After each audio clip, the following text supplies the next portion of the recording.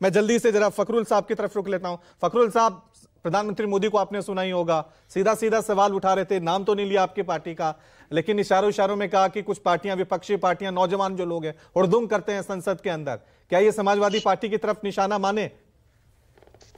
देखिए, ये मुट्ठी भर लोग तो नहीं है, ये वो लोग हैं जिनको जनता ने चुन के भेजा है, देश के विभिन्न लोकसभा क्षेत्रों से आए हुए हैं। तो प्रधानमंत्री जी मुट्ठी भर लोग कहेंगे तो वो बिल्कुल भी सही नहीं है। दूसरी बात, देखिए, ये हमारी लोकतांत्रिक जिम्मेदारी है कि अगर मणिपुर पे प्रधानमंत्री जी 1 घंटे के भाषण में कुछ सेकंड बोलते हैं तो ये सवाल तो उठते रहेंगे।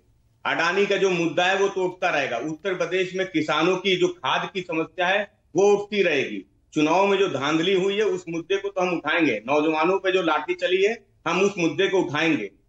संभल में जो कुछ भी हुआ है हम उस मुद्दे को उठाने जा रहे हैं। तो जो समस्याएं हैं जो देश की, जो हमारी लोकतांत्रिक जिम्मेदारी है, हम उस जिम्मेदारी को निभाएंगे। भारतीय जनता पार्टी के मित्र ने कहा कि जब हम विपक्ष में थे तो अटल बिहारी वाजपेयी जी यूएन में गए थे।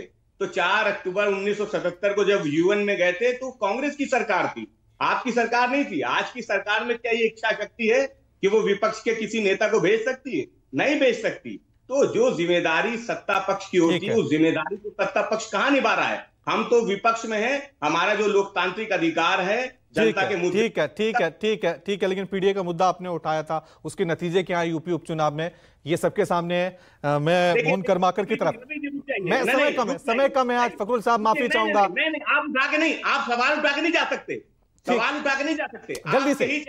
जल्दी से बोलिए। आपके ही रिपोर्टर ने दिखाया कि कैसे उत्तर प्रदेश में धांधली हुई। ये मैं नहीं कह रहा, ये आपके रिपोर्टर, आपके चैनल ने बताया। तो ये उत्तर प्रदेश के परिणाम उपचुनाव के ये बताते हुए आगे मत पढ़िए। जो धांधली हुई है वो समय कम है, मुझे और भी मेहमान है।